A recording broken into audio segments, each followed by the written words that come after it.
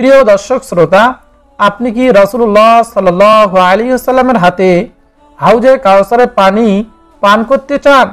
যদি চেয়ে থাকেন তাহলে আজকের ভিডিওটি থেকে এই ছোট্ট দরুদ শরীফটি শিখে নিন। এই দরুদ শরীফের আমল যদি মৃত্যু পর্যন্ত করতে পারেন, ইনশাআল্লাহ মৃত্যুর পর আপনার জীবনটা সুখময় শান্তিময় হয়ে যাবে এবং হাসরের ময়দানে নবীজি সাল্লাল্লাহু আলাইহি ওয়াসাল্লামের হাতে হাউজে কাউসারের পানি পান করতে পারবেন ইনশাআল্লাহ।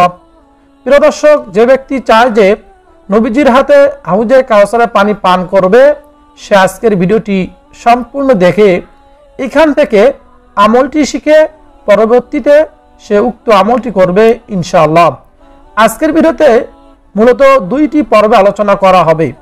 প্রথম পর্বে আলোচনা করব দরুদ শরীফ পাঠের ফজিলত সম্পর্কে আর হাউজে কাউসারের পানি সম্পর্কে, আর দ্বিতীয় পর্বে আলোচনা করব কোন সেই দরুদ যে দরুদ পাঠ করলে আল্লাহ রাসূল সাল্লাল্লাহু আলাইহি ওয়াসাল্লামের হাতে হাউজে কাউসারের পানি পান করতে পারবো।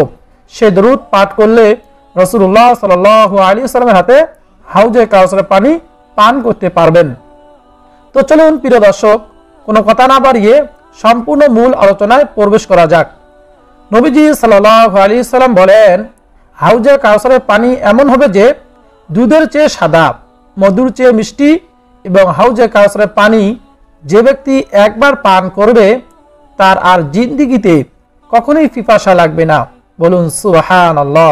এমন পানি নবীজি নিজ হাতে আপনাদেরকে পান করাবেন ইনশাআল্লাহ। নবীজি সাল্লাল্লাহু আলাইহি ওয়াসাল্লাম সমস্ত হাসরের ময়দানে নেককার উম্মতদেরকে বলবেন, ও উম্মতেরা, তোমরা যাও হাউজে কাউসারের কিনারায় যাও, আমি আজকে তোমাদেরকে নিজ হাতে হাউজে কাউসারের পানি পান করাবো। বলুন না সুবহানাল্লাহ। তখন ওই নেককার উম্মতগুলো হাউজে কাউসারের কিনারায় আসলে রাসূলুল্লাহ সাল্লাল্লাহু আলাইহি ওয়াসাল্লাম তাদেরকে নিজ হাতে পানি পান করাবেন। বলুন সুবহানাল্লাহ। সেই মুহূর্তটা কত সুখময় শান্তিময় হবে। বলুন না সুবহানাল্লাহ।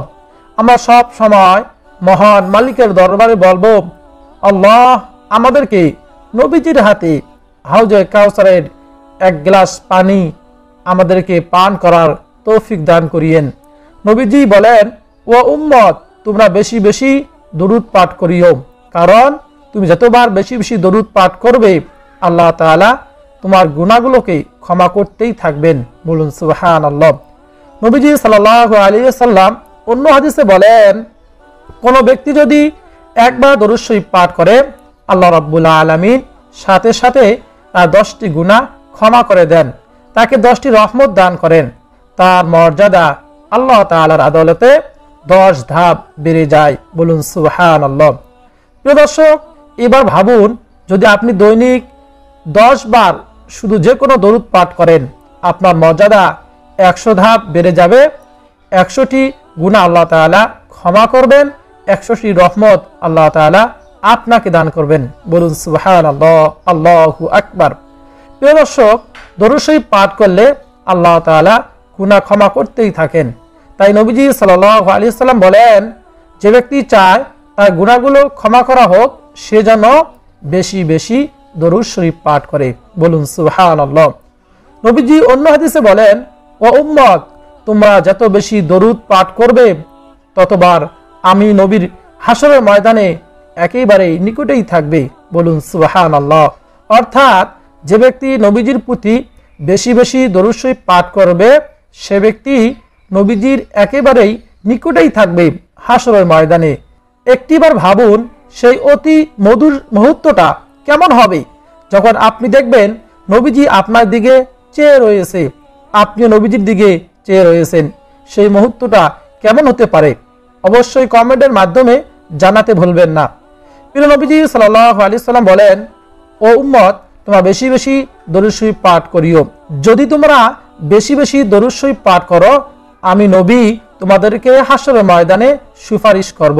বলুন সুবহানাল্লাহ। প্রিয় নবীজি সাল্লাল্লাহু আলাইহি ওয়াসাল্লাম আরো বলেন, ও উম্মত, তোমরা যখন দরুদ পাঠ করো, আল্লাহ তাআলা এই পৃথিবীতে এমন সকল ফেরেশতা তৈরি করেছেন যারা আমি নবীর কাছে তোমাদের নাম সহকারে, পিতামাতার নাম সহকারে পেশ করে। বলুন সুবহানাল্লাহ।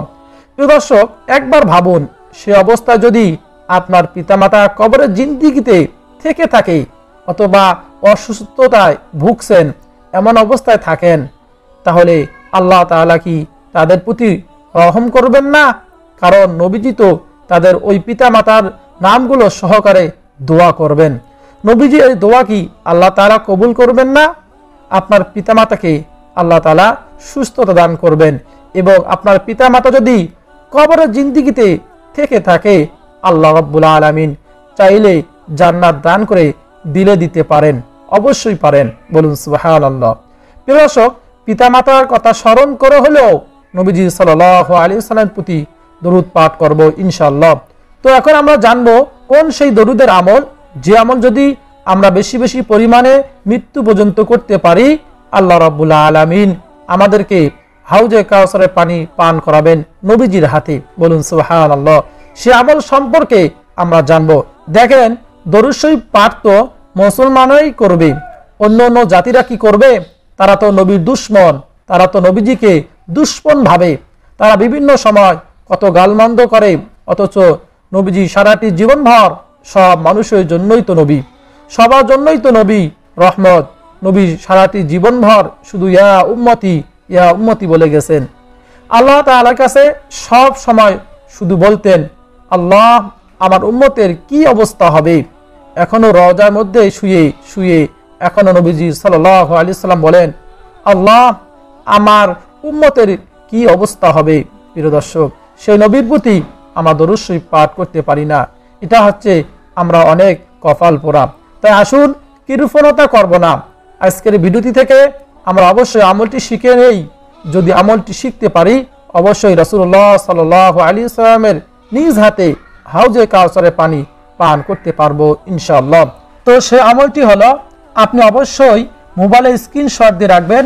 দরুদটি হলো, আল্লাহুম্মা সাল্লি আলা মুহাম্মাদ ওয়া আলা আলিহি ওয়া আসহাবিহি ওয়া আওলাদিহি ওয়া আজওয়াজিহি। আল্লাহুম্মা সাল্লি আলা মুহাম্মাদ ওয়া আলা আলিহি ওয়া আসহাবিহি ওয়া আওলাদিহি ওয়া আজওয়াজিহি। প্রিয় দর্শক, এই দরুদ শরীফটি মৃত্যু পর্যন্ত ইনশাআল্লাহ আমরা পাঠ করব। তাছাড়াও আমরা অন্যান্য দরুদ শরীফ যেমন সাল্লাল্লাহু আলাইহি ওয়াসাল্লাম, দরুদ ইব্রাহিম, নামাজের মধ্যে আমরা যে দরুদটি পড়ে থাকি, এই দরুদ শরীফ আমরা সকাল সন্ধ্যায় কমপক্ষে 10 বার করে পাঠ করব। যতদিন বাঁচি আপনি নামাজের পর পাঠ করবেন, ফজরের পর, জোহরের পর, আসরের পর, মাগরিবের পর, ইশার নামাজের পর দরুদ শরীফ নিয়মিত পাঠ করব। এছাড়াও নবীজি সাল্লাল্লাহু আলাইহি ওয়াসাল্লামের দেখানো পথকে অনুকরণ করব। নবীজি সাল্লাল্লাহু আলাইহি ওয়াসাল্লামের পথ হলো সিরাতাল মুস্তাকিমের পথ। এই পথকে অনুকরণ করব ইনশাআল্লাহ।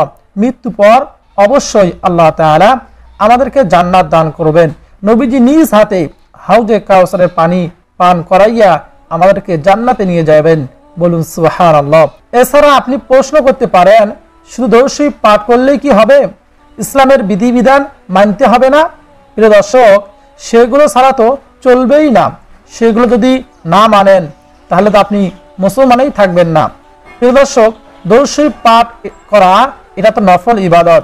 অন্যান্য যে ইবাদতগুলো রয়েছে ফরজ ইবাদত, সেগুলো তো আপনাকে অবশ্যই মানতে হবে, না হলে তো আপনার ইমানই থাকবে না।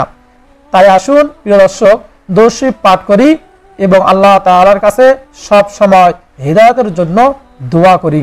সব সময় বলবো, ও গো আল্লাহ, আপনি আমাদেরকে হিদায়াত দান করিয়া কবরের জিন্দেগিতে নিয়েন।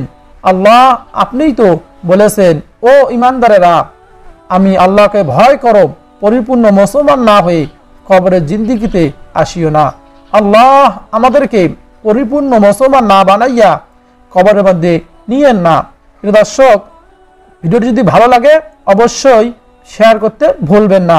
আল্লাহ তাআলা আমাদের সবাইকে বেশি বেশি দরুদ শরীফ পাঠ করার এবং আল্লাহ তাআলার হুকুম নবী করিম সাল্লাল্লাহু আলাইহি ওয়াসাল্লামকে অনুকরণ করার তৌফিক দান করুন, আমিন।